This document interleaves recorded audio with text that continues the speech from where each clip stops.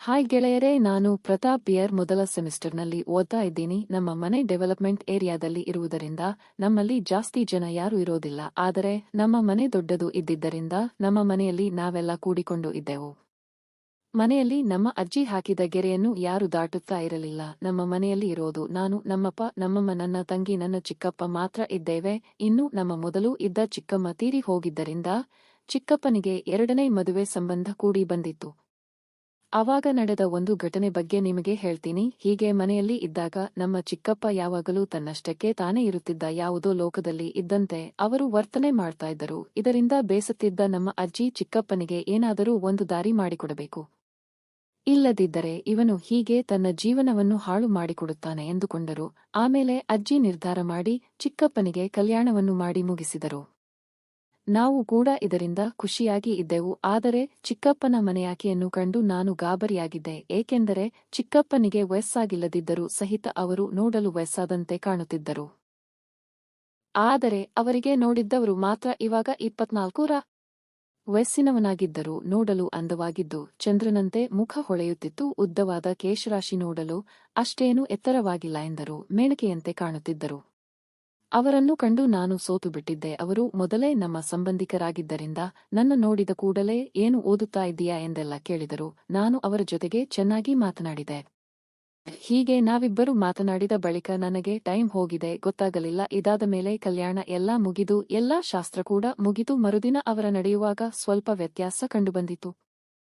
ಅಲ್ಲಿಗೆ ನನಗೆ ಎಲ್ಲ ಗೊತ್ತಾಗಿ ಬಿಟ್ಟಿತ್ತು. ಚಿಕ್ಕಪ್ಪ ಚೆನ್ನಾಗಿ ಕ್ಲಾಸ್ ಗೊಂಡಿದ್ದಾರೆ. ಮೊದಲೇ ಬಹಳ ದಿನದಿಂದ ಕಾಯ್ತಾ ಇದ್ದರು ಎಂದು ಮನಸ್ಸಲ್ಲೇ ಎಂದುಕೊಂಡು ಸುಮ್ಮನಾದೆ. ಆಮೇಲೆ ಅವರು ದೇವಸ್ಥಾನಕ್ಕೆ ಹೋಗಿ ಬಂದರು.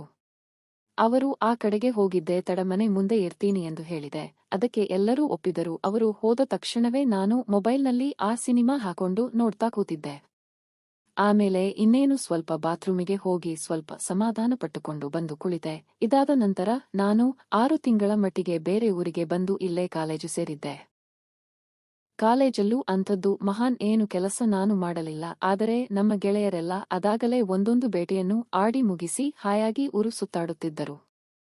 ಆದರೆ ನಾನು ಮಾತ್ರ ನನ್ನ ಹಣೆಬರಹ ಇಷ್ಟೇ ಎಂದು ಬೇಸುತ್ತಿದ್ದೆ. ಕೊನೆಗೆ ಒಂದಿಷ್ಟು ದಿನ ಹಬ್ಬಕ್ಕೆ ರಜೆ ಊರಿಗೆ ಹೋಗೋಕೆ ನಿರ್ಧಾರ ಮಾಡಿದೆ. ನಾನು ಮನೆಗೆ ಹೋದ ಕೂಡಲೇ ಅವರನ್ನು ಕಂಡು ನನಗೆ ತುಂಬಾ ಖುಷಿಯಾಗಿ ಬಿಟ್ಟಿತ್ತು. ಅವರು ಏನೋ ತಿಂಗಳಲ್ಲಿ ಇಷ್ಟು ಬದಲಾಗಿ ಬಿಟ್ಟಿದ್ದೀಯಾ, ಜಿಮ್ಗೆ ಏನಾದರೂ ಹೋಗ್ತಾ ಇದ್ದೀಯಾ ಎಂದು ನನಗೆ ಕೇಳಿದರು.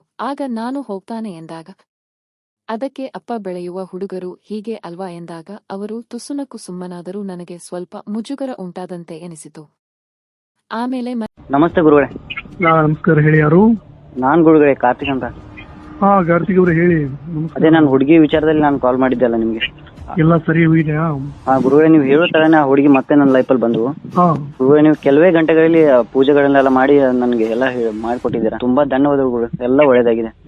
ನಮಸ್ಕಾರ ಗುರುಗಳೇ. ನಮಸ್ಕಾರ. ಹೇಳಿಮ್ಮ, ಯಾರು? ನಾನ್ ಗುರುಜಿ ಭವ್ಯ ಮಾತಾಡ್ತಿರೋದು. ಹಾ, ಭವ್ಯ ಅವ್ರೆ ಹೇಳಿಮ್ಮ. ಗುರುಜಿ, ನೀವ್ ಹೇಳಿರೋ ತರ ನಾನು ಇಷ್ಟಪಟ್ಟಿದ ಹುಡುಗ ಮತ್ತೆ ಬಂದ್ರು. ನಾನ್ ಏನ್ ಹೇಳ್ಬೇಕು ಅಂತಾನೆ ಅರ್ಥ ಆಗ್ತಿಲ್ಲ. ನಿಮ್ಗೆ ನಾನು ಎಷ್ಟೋ ಕಡೆ ಕೇಳಿ ಪೂರ್ತಿ ದುಡ್ಡು ಕೂಡ ಕೊಟ್ಟು ಮೋಸ ಹೋಗಿದ್ದೆ ಗುರುಗಳೇ. ಆದ್ರೆ ನಿಮ್ ಮೇಲೆ ಇಟ್ಕೊಂಡಿರೋ ನಂಬಿಕೆಗೋಸ್ಕರ ನಾನು ಪೂರ್ತಿ ದುಡ್ಡು ಬೇಡ ಅಂತ ನೀವ್ ಹೇಳಿದ್ರಿ ಅಂತ ಹೇಳ್ಬಿಟ್ಟು ನನ್ ಪೂಜೆಗೆ ಅಂತ ಅರ್ಧ ದುಡ್ಡು ಕೊಟ್ಟು ನೀವ್ ಪೂಜೆ ಕೂಡ ಮಾಡ್ಕೊಟ್ಟಿದ್ರಿ. ಅವಾಗ ನನ್ಗೆ ನಿಜಕ್ಕೂ ನಂಬಿಕೆ ಬಂತು. ಕೊನೆದಾಗ ಒಂದ್ಸರಿ ಪ್ರಯತ್ನ ಮಾಡಿ ನೋಡೋಣ ಅನ್ಕೊಂಡ್ ಬಂದೆ. ನೀವ್ ಹೇಳಿರೋ ಹಾಗೇನೆ 2 ದಿನದಲ್ಲಿ ಅವ್ನ್ ಮತ್ತೆ ಬಂದ ಗುರುಗಳೇ. ನಿಜಕ್ಕೂ ತುಂಬಾನೇ ಖುಷಿ ಆಯ್ತು. ತುಂಬಾ ತುಂಬಾ ಧನ್ಯವಾದಗಳು ಗುರುಗಳೇ ನಿಮ್ಗೆ. ಈಗೆಲ್ಲ ಒಳ್ಳೇದಾಗಿದೆ ಅಲ್ಲಮ್ಮ ನಿಮಗೆ? ಒಳ್ಳೇದಾಗಿದೆ ಗುರುಗಳೇ. ಈ ಮಾತಾಡೋ ಆಡಿಯೋನ ಪ್ರಮೋಷನ್ ಅವಾರ್ಡ್ ಮಾಡ್ಕೊಳ್ಳಮ್ಮ. ನಾನು ಮಾಡ್ಕೊಡಿ ಗುರುಗಳೇ. ಏನಿಲ್ಲ, ನೀವು ಹುಡುಗ ನಿಮ್ ಜೊತೆ ಚೆನ್ನಾಗಿ ಮಾತಾಡ್ತಾ ಇದ್ದಲ್ಲಮ್ಮ? ಚೆನ್ನಾಗಿದ್ದಾರೆ ಗುರುಗಳೇ. ಈಗ ಅವ್ರ ಫ್ಯಾಮಿಲಿಯವ್ರು ಕೂಡ ಕಾಂಪ್ರಮೈಸ್ ಆಗಿದ್ದಾರೆ. ಅವ್ರು ನಾನು ಇಷ್ಟಪಟ್ಟಿರೋ ಹುಡುಗ ಕೂಡ ಚೆನ್ನಾಗಿದ್ದಾರೆ ನನ್ ಜೊತೆಗೆ. ರಾಯಿರ ಆಶೀರ್ವಾದ ಮತ್ತೆ ನಿಮ್ಮ ಆಶೀರ್ವಾದ ಸದಾ ನಮ್ಮ ಮೇಲಿರ್ಲಿ ಯಾವಾಗ್ಲೂ. ಮನೆಯಲ್ಲಿ ಎಲ್ಲರೂ ಎಲ್ಲಿ ಹೋಗಿದ್ದಾರೆ ಎಂದು ಕೇಳಿದಾಗ ಇಲ್ಲೇ ದೇವಸ್ಥಾನಕ್ಕೆ ಹೋಗಿದ್ದಾರೆ, ಬರ್ತಾರೆ ಎಂದು ಅವರು ಹೇಳಿದರು. ನಾನು ಸರಿ ಎಂದು ಹೇಳಿದೆ. ಆಮೇಲೆ ನಾನು ಕೂತು ಮೊಬೈಲ್ನಲ್ಲಿ ರೀಲ್ಸ್ ನೋಡ್ತಾ ಇದ್ದೆ. ಆಗ ಅವರು ನನಗೆ ಕಾಫಿ ಮಾಡಿಕೊಂಡು ಬಂದು ಕೊಟ್ಟರು. ಹೀಗೆ ಕೊಡುವಾಗ ನನಗೆ ಅವರ ಸೌಂದರ್ಯದ ದರ್ಶನವಾಗಿ ಬಿಟ್ಟಿತ್ತು. ಅದೇನು ಕಣ್ಣಿಗೆ ಮುದ ಆಗುವಷ್ಟು ಒಂದೇ ಸಲಕ್ಕೆ ನೋಡಿದೆ. ನೋಡಿದ ಕೂಡಲೇ ಕಣ್ಣು ಸೆಳೆಯುವಂತೆ ಇತ್ತು. ಆಮೇಲೆ ಅವರು ಕಾಫಿ ಕೊಟ್ಟು ಅಡುಗೆ ಮನೆಗೆ ಹೋದರು. ನಾನು ಏನು ನೋಡಿದೆನೋ ಅದನ್ನು ಮರೆಯಲಾಗದೆ ಕಾಫಿ ಕುಡಿದು ಬಾತ್ರೂಮಿಗೆ ಹೋಗಿ ದೇವರು ಕೊಟ್ಟ ಕೈಯಿಂದ ಕೆಲಸ ಮಾಡಿ ಸಮಾಧಾನವಾಗಿದ್ದೆ. ಆಮೇಲೆ ನಾನು ಮೈಮೇಲೆ ನೀರು ಸುರಿದುಕೊಂಡು ರೆಡಿಯಾಗಿ ಅಡುಗೆ ಮನೆಗೆ ಬಂದಾಗ ನನಗೆ ಶಾಕ್ ಆದಿತ್ತು. ಅಡುಗೆಗೆ ಎಲ್ಲಾ ರೆಡಿ ಮಾಡುತ್ತಿದ್ದ ಅವರ ನೋಟದಲ್ಲಿ ಅದೇನು ಆಕರ್ಷಣೆ ಇತ್ತು. ಅವರು ಬಾ ಕೂತ್ಕೊಳ್ಳೋ, ತುಂಬಾನೇ ಸಮಯವಾಯಿತು ನಿನ್ನ ಬಳಿ ಕುಳಿತು ಎಂದು ಹೇಳಿ ಪಕ್ಕದಲ್ಲೇ ಕೂರಿಸಿಕೊಂಡರು. ಆದರೆ ಹೀಗೆ ಕೂತಾಗ ಅವರ ಬಟ್ಟೆ ಅಸ್ತವ್ಯಸ್ತವಾಗಿದ್ದು ಅದನ್ನು ಅವರು ಲೆಕ್ಕಕ್ಕೆ ತೆಗೆದುಕೊಳ್ಳದೆ ಈರುಳ್ಳಿಯನ್ನು ಹೆಚ್ಚುತ್ತಿದ್ದರು. ಹೀಗೆ ಹೆಚ್ಚುವಾಗ ಮತ್ತೊಮ್ಮೆ ಸೌಂದರ್ಯ ದರ್ಶನವಾಯಿತು. ಆಮೇಲೆ ನಾನು ಹಾಗೂ ಹೀಗೂ ಸವರಿಸಿಕೊಂಡು ಟಿಫಿನ್ ಮಾಡಿ ಅಲ್ಲಿಂದ ಹೊರಗೆ ಬಂದು ಕುಳಿತುಕೊಂಡಾಗ ಅಷ್ಟೊತ್ತಿಗೆ ಅಜ್ಜಿ, ಅಪ್ಪ, ಅಮ್ಮ ಎಲ್ಲರೂ ಬಂದರು. ಆಗ ನಾನು ಚಿಕ್ಕಪ್ಪ ಎಲ್ಲಿ ಎಂದು ಕೇಳಿದಾಗ ಅವನು ಕಲ್ಕತ್ತಾಗೆ ಬಿಸಿನೆಸ್ ಮೇಲೆ ಹೋಗಿದ್ದಾನೆ, ನಿನ್ನೆ ತಾನೇ ಹೋಗಿದ್ದಾನೆ. ಅವನು ಬರೋದು ಸ್ವಲ್ಪ ದಿನ ಆಗುತ್ತೆ ಎಂದು ಅಜ್ಜಿ ಹೇಳಿದರು. ಆದರೆ ಅಪ್ಪನ ಮುಖದಲ್ಲಿ ಸ್ವಲ್ಪ ಚಿಂತೆ ಇತ್ತು. ಆಮೇಲೆ ನಾನು ಒಬ್ಬನೇ ಅಜ್ಜಿಗೆ ಈ ಬಗ್ಗೆ ಕೇಳಿದಾಗ ಅಜ್ಜಿ ಕಂಪನಿ ಸ್ವಲ್ಪ ನಷ್ಟದಲ್ಲಿ ಇದೆ, ಅದಕ್ಕೆ ಮನೆಯಲ್ಲಿ ಸ್ವಲ್ಪ ಇಂತಹ ವಾತಾವರಣ ಇದೆ ಎಂದರು. ಆಮೇಲೆ ನಾನು ಇಂತಹ ವಾತಾವರಣ ಎಂದು ಕೇಳಿದಾಗ ಅಜ್ಜಿ ಅದು ಎಂದರು. ನಾನು ಇಲ್ಲ ಹೇಳಿ ಎಂದಾಗ ನಿನ್ನ ಚಿಕ್ಕಮ್ಮನಿಗೆ ಹೇಳಬೇಡ ಎಂದರು.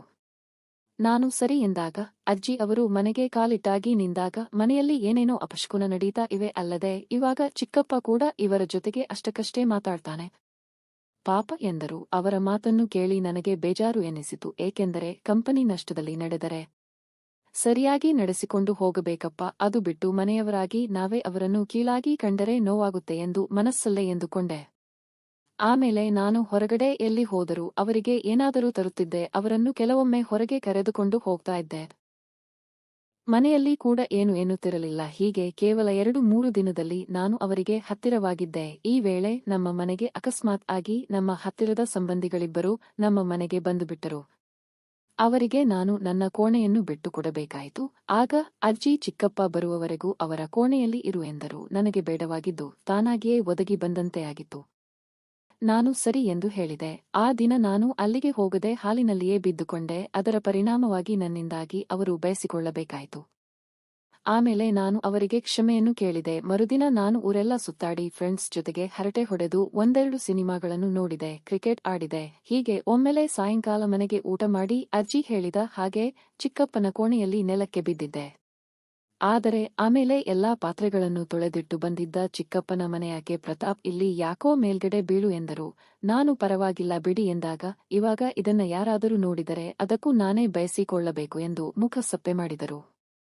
ಆಮೇಲೆ ನಾನು ಏನಾಗಿದೆ, ಯಾರು ಬಾಯಿದರು ಎಂದು ಕೇಳಿದಾಗ ಅವರು ಹಿಂದೆ ನಡೆದಿದ್ದ ಎಲ್ಲವನ್ನೂ ಹೇಳಿ ಗೋಲೋ ಎಂದು ಸಣ್ಣ ಧ್ವನಿಯಲ್ಲಿ ಅಳತೊಡಗಿದರು.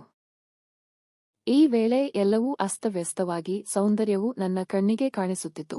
ಅದನ್ನು ನೋಡಿದ ಕೂಡಲೇ ನಿಧಾನವಾಗಿ ಮತ್ತೊಬ್ಬ ಎದ್ದು ಕುಳಿತ. ನಾನು ಏನು ಮಾಡಬೇಕೆಂದು ತಿಳಿಯದೆ ಹಾಗೆ ಸುಮ್ಮನೆ ಇದ್ದೆ. ಅವರ ಅಳುವನನ್ನು ಕಂಡು ನನಗೆ ಏನು ಮಾಡಬೇಕೆಂದು ಗೊತ್ತಾಗದೆ ಅವರನ್ನು ಅಪ್ಪಿ ಸಮಾಧಾನ ಮಾಡಿದೆ. ಆಗ ನನಗೆ ಕರೆಂಟ್ ಹೊಡೆದಂತೆ ಭಾಸವಾಯಿತು. ಕೊನೆಗೆ ಅದೇ ಸಂದರ್ಭವನ್ನು ಬಳಸಿಕೊಂಡು ಅವರಿಗೆ ಸಮಾಧಾನ ಮಾಡುತ್ತಾ ಅವರ ಜೊತೆಗೆ ಆ ಕೆಲಸವನ್ನು ಮಾಡಲು ಮುಂದಾಗಿದ್ದೆ. ಆಗ ಅವರು, ಏನಪ್ಪಾ ಇವಾಗಲೇ ಇದೆಲ್ಲ ಬೇಕಾ ನಿನಗೆ? ನನಗಂತೂ ಬೇಕು, ಯಾಕಂದರೆ ನನ್ನ ಯಜಮಾನ ಕೂಡ ನನ್ನ ತಿರುಗಿ ನೋಡುತ್ತಿಲ್ಲ. ಸುಮಾರು 4-5 ತಿಂಗಳು ಆಗಿದೆ. ಮನೆಯಲ್ಲಿನ ಸಮಸ್ಯೆಗಳನ್ನು ಕಂಡು ನನಗೆ ನೆಮ್ಮದಿ ಕೂಡ ಇಲ್ಲವಾಗಿದೆ ಎಂದರು. ನಾನು ಹೆದರುತ್ತಾ ಅಲ್ಲ ಇದೆಲ್ಲ ಎಂದು ರಾಗ ಎಳೆಯತೊಡಗಿದಾಗ ಅವರು, ನನಗೆ ಎಲ್ಲಾ ಗೊತ್ತು, ಮೊನ್ನೆಯಿಂದ ಮನೆಯಲ್ಲಿ ಏನೇನೋ ನಡೆಯುತ್ತಿದೆ. ನೀನು ಏನು ಮಾಡಿದ್ದೀಯಾ ಎಂದು ನನಗೆ ಗೊತ್ತು. ಇವಾಗ ಸುಮ್ಮನೆ ಇದ್ದರೆ ಎಲ್ಲಾ ಕೆಲಸವನ್ನು ನಿನಗೆ ಹೇಳಿಕೊಡ್ತೀನಿ, ಇಲ್ಲ ಅಂದರೆ ಬೇಡ, ಆದರೆ ಯಾರಿಗೂ ಗೊತ್ತಾಗಬಾರದು ಎಂದರು. ನಾನು ಸರಿ ಎಂದು ಹೇಳಿದಾಗ ಅವರು ನನಗೆ ಆ ಕೆಲಸವನ್ನು ಹೇಳಿಕೊಟ್ಟರು. ಅಷ್ಟೇನೂ ಅನುಭವ ಇಲ್ಲದಿದ್ದರೂ ಅವರು ನನಗೆ ಎಲ್ಲವನ್ನೂ ಹೇಳಿದ್ದರಿಂದ ಆ ಕೆಲಸ ಸಲೀಸಾಗಿ ಆಯ್ತು. ಆಮೇಲೆ ಅವರು, ಯಾವಾಗ ಊರಿಗೆ ಹೋಗ್ತೀಯಾ ಎಂದು ಕೇಳಿದರು. ಆಮೇಲೆ ನಾನು 2-3 ದಿನಗಳಲ್ಲಿ ಎಂದಾಗ ಅವರು, ಇನ್ನೊಂದು 2 ದಿನ ರಜೆ ಹಾಕು, ನಿನ್ನ ಚಿಕ್ಕಪ್ಪ ಬರುವವರೆಗೆ ಎಂದರು. ನಾನು ಸರಿ ಎಂದು ಹೆಚ್ಚಿಗೆ 3-4 ದಿನ ರಜೆ ಹಾಕಿ ಮನೆಯಲ್ಲಿ ಇದ್ದುಕೊಂಡು ಎಲ್ಲಾ ಕೆಲಸವನ್ನು ಕಲಿತುಕೊಂಡೆ. ಆಮೇಲೆ ಚಿಕ್ಕಪ್ಪ ಊರಿಂದ ಬಂದ ನಂತರ ಕಲ್ಕತ್ತಾದಲ್ಲಿ ಒಬ್ಬರು ತಮ್ಮ ಜೊತೆಗೆ ಬಿಸಿನೆಸ್ ಮಾಡುವುದಕ್ಕೆ ಒಪ್ಪಿದ್ದಾರೆ ಎಂದು ಶುಭ ಸುದ್ದಿಯನ್ನು ನೀಡಿದರು. ಇದರಿಂದ ಮನೆಯಲ್ಲಿ ಖುಷಿಯಾಗಿ ಬಿಟ್ಟರು. ಆಮೇಲೆ ನಾನು ಕಾಲೇಜಿಗೆ ಹೋದ ನಂತರ ಅಲ್ಲಿಯೂ ಆಗೊಮ್ಮೆ ಈಗೊಮ್ಮೆ ಎಂದು ಆಗಾಗ ಕೆಲಸ ನಡೆಯುತ್ತಲೇ ಇತ್ತು. ಫ್ರೆಂಡ್ಸ್, ಈ ಕತೆ ಇಷ್ಟವಾಗಿದ್ದರೆ ಇದಕ್ಕೊಂದು ಲೈಕ್ ಕೊಟ್ಟು ನಮ್ಮ ಚಾನೆಲ್ ಸಬ್ಸ್ಕ್ರೈಬ್ ಮಾಡಿಕೊಳ್ಳಿ. ಮೋಡಿ ಸಂಭೋಗ ವಶೀಕರಣ ಸ್ಪೆಷಲಿಸ್ಟ್. ವಶೀಕರಣಕ್ಕೋಸ್ಕರನೇ ಕರೆ ಮಾಡಿ. ಮಹಾಕಾಳಿ ತಾಂತ್ರಿಕ ಪೀಠಂ ಶ್ರೀ ಮಹಾ ಅಘೋರ ತಪಸ್ವಿ. ನಿಮ್ಮ ಪ್ರೀತಿಯನ್ನ ಮರಳಿ ಪಡೆಯಬೇಕೇ? ನಿಮ್ಮ ಪ್ರೀತಿಯನ್ನ ಮನೆಯಲ್ಲಿ ಒಪ್ಪುತ್ತಿಲ್ಲವೇ? ನೀವು ಇಷ್ಟಪಟ್ಟ ವ್ಯಕ್ತಿ ನಿಮ್ಮಂತೆ ಆಗಬೇಕೇ? ಲವ್ ಮ್ಯಾರೇಜ್ ನಲ್ಲಿ ಕುಟುಂಬದಿಂದ ಕಿರಿಕಿರಿಯಾಗುತ್ತಿದೆಯೇ? ನಿಮ್ಮ ಪತಿ ಅಥವಾ ಪತ್ನಿಗೆ ಪರಸ್ತ್ರೀ ಸಹವಾಸ ಬಿಡಿಸಬೇಕೇ? ಇಲ್ಲಿದೆ ಶಾಶ್ವತ ಪರಿಹಾರ. ವಶೀಕರಣ ಮತ್ತು ಶತ್ರು ಮುತ್ತಿಗೆಗೆ ಓಪನ್ ಚಾಲೆಂಜ್. ನಿಮ್ಮ ಕೆಲಸ ಕೇವಲ 2 ಗಂಟೆಯಲ್ಲಿ ಶಾಶ್ವತ ಸಮಾಧಾನ ಇಲ್ಲಿದೆ.